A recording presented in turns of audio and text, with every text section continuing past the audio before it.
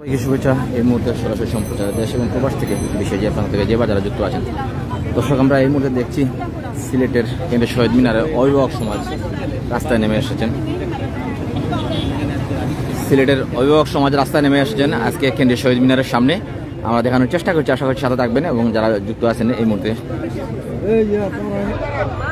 আমি একজন নাগরিক, তাহলে আমার কথা বলার অধিকার নেই কেন?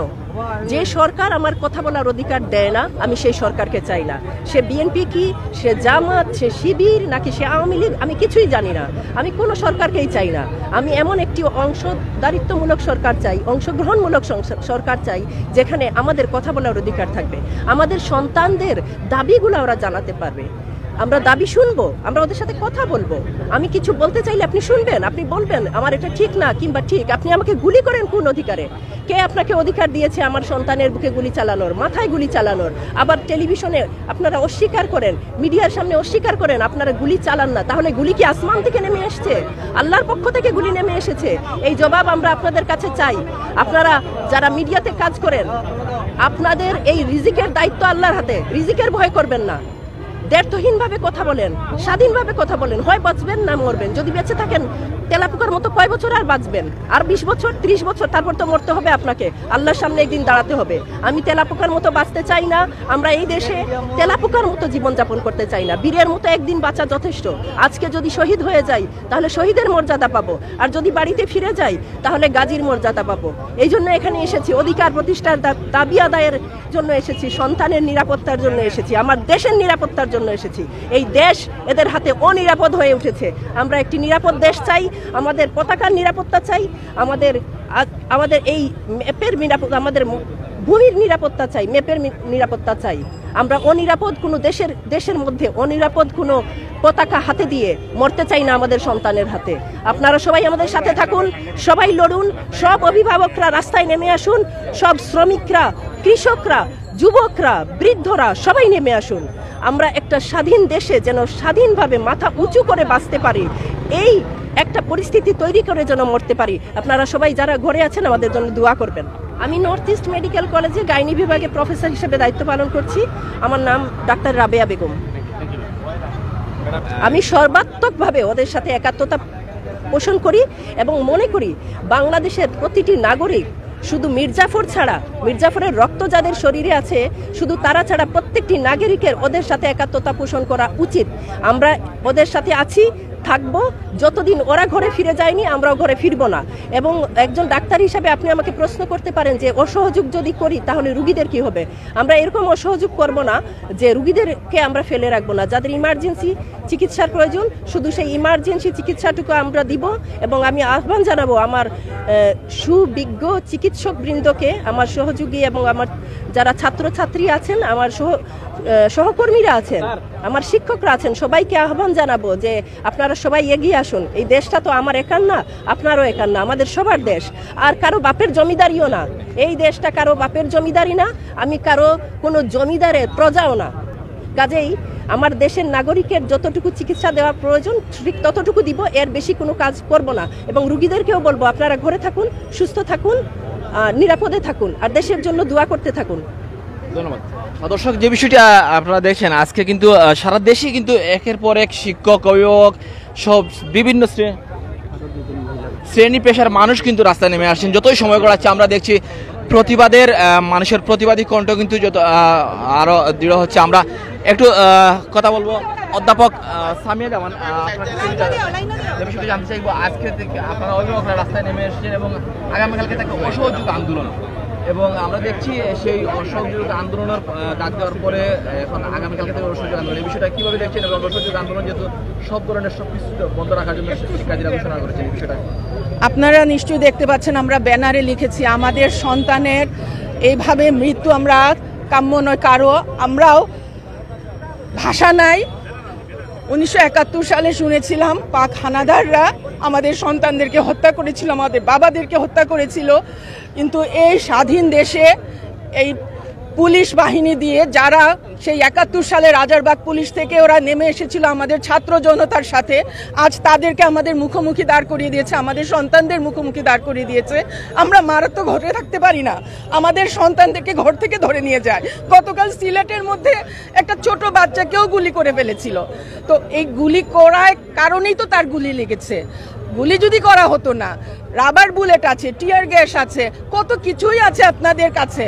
আমরা বাক স্বাধীনতা হারিয়েছি, বহুদিন হয়েছে, আজ 16 বছর ধরে বাক স্বাধীনতাহীন।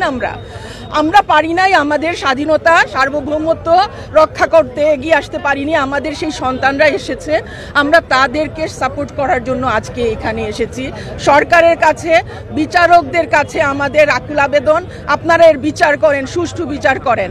কারণ এই দেশ স্বাধীন হয়েছিল যাদের রক্তে, আপনারা তাদের সেই নাতিপুতিদেরকে কোটা দিতে চাচ্ছেন, অথচ এই যে দেশ স্বাধীন করছে, এই যে সার্বভৌমত্ব রক্ষার জন্য এগিয়ে আসছে বাচ্চাগুলা, তাদেরকে আপনারা কি শহীদ করে দিচ্ছেন? আমার প্রশ্ন বিচারকদের কাছে, আপনারা আল্লাহর কাছে এর বিচার দিতে হবে, এর বিচার হবেই। কাজেই সেখানে বিচার হওয়ার আগে এখানে বিচার করে যান, সেখানে বলতে হবে আপনাদেরকে কেন আপনারা এখানে বিচারকের অসুস্থ হয়ে পড়েন, কেন বিচার করতে গেলে কত দুদিন ধরে অসুস্থ হয়ে গিয়েছিল।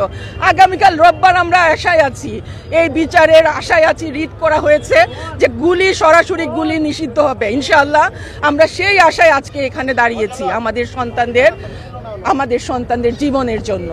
হাইকোর্ট থেকে যে দেখেছি আমরা যে কোটা আসলে বাতিল করা হয়েছে সেই বিষয়টি, এবং আমার মুক্তিযোদ্ধা মন্ত্রী যিনি মোজাম্মেল উনি বলছেন আবারও হাইকোর্টের দ্বারস্থ হবেন এটি বহাল করার জন্য। এই বিষয়টা কীভাবে দেখছেন? আপনারা আমাদের জীবন কেড়ে নিবেন, আমাদের জীবন কেড়ে নিয়ে ওই যে গরু মেরে জুতা দান বলে না, আমাদের জীবন কেড়ে নিয়ে আপনারা দিচ্ছেন। এটা কি ভিক্ষা দিচ্ছেন? এখানে 100% জন হবে মেধাবী।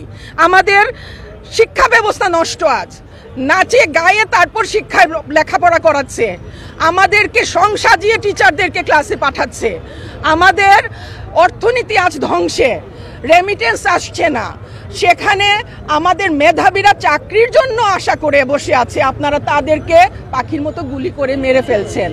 সেখানে এখন আপনারা আমাদের উপহাস করছেন। 9 দফা দাবি দিয়েছে আমার সন্তানেরা, আপনারা সেই 9 দফা মেনে নিন, না হয় 1 দফায় যাবে ওরা। আপনারা 9 দফা মেনে নিন, আমাদের আকুল আবেদন, বিচার করেন আমার বাচ্চাদের, তাহলে আমরা ঘরে আছি, আমরা শান্তিতে থাকতে চাই। আমরা আপনাদের ক্ষমতার জন্য আমার বাচ্চারা আপনাদের কাছে আসেনি। আমরা রাজনীতি করতে পারি, আমি রাজনীতিবিদ একজন, আমি ব্যবসায়ী একজন, আমি সমাজকর্মী একজন, আমার পরিচয় সিলেটের সবাই জানে, আমি সামিয়া চৌধুরী। কিন্তু আমার আরেকটা পরিচয় আছে, আমার 2টো সন্তান পড়ে ভার্সিটিতে, আমার ছেলেরা, আমার মেয়েরা পড়ে। আপনারা তাদের বিচার করেন যারা আমার এই সন্তানদেরকে হত্যা করছে, আপনারা বিচার করেন যারা গুলি করার আদেশ দিয়েছে, নির্দেশ দিয়েছে। ধন্যবাদ। আমরা কথা বলছিলাম অধ্যাপক সামিয়া চৌধুরীর সাথে। আমরা দেখছি শত শত মানুষ কিন্তু আজকে রাজপথে আমরা দেখছি যতই সময় গড়াচ্ছে একের পর এক কিন্তু অভিভাবকরা রাস্তায় নামছেন, বিভিন্ন শ্রেণী পেশাজীবীরাও রাস্তায় নামছেন, স্টুডেন্টদের দাবির সাথে একাত্মতা পোষণ করছেন। যদিও শুরুতে আসলে আমরা তেমন অভিভাবক সমাজ বলেন, পেশাজীবী সংগঠনগুলো আসলে শুরুতে নেমে আসলেও কিন্তু এখন দেখতে পাচ্ছি আমরা একের পর এক প্রতিটি জায়গাতে কিন্তু আমরা দেখছি অভিভাবক সমাজ নেমে আসছেন রাস্তায়, এবং তারা বিভিন্ন ছাত্রদের সাথে একাত্মতা পোষণ করছেন। তো দর্শক যারা যুক্ত আছেন, আশা করছি সাথে আছেন, আমরা চেষ্টা করবো আপনাদেরকে।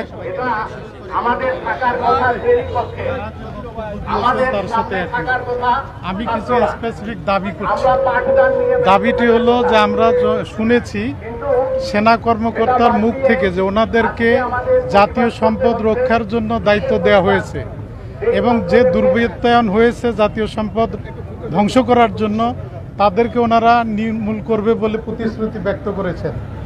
এমতাবস্থায় আমি মনে করি সবচেয়ে বড় জাতীয় সম্পদ হলো এই দেশের লক্ষ লক্ষ কোটি কোটি টাকা পাচার হয়েছে, তাদের নাম জাতির সামনে উপস্থিত। যে অর্থ হলে আমাদের দেশে পদ্মা সেতুর মতো হয়তো আরও 10টা পদ্মা সেতু করা যেত, আরও হয়তো উড়াল সেতু 10টা করা যেত। এই চিহ্নিত দুর্বৃত্তদেরকে ছেড়ে দেওয়া হয়েছে। আমি আইন শৃঙ্খলার দায়িত্বে যে সহকর্মীরা আছেন তাদেরকে বিনীত অনুরোধ করব, এই দেশ রক্ষার্থে ওই দুর্বৃত্তদেরকে আপনাদের কন্ট্রোলে ধরে নিয়ে আসার ব্যবস্থা করেন।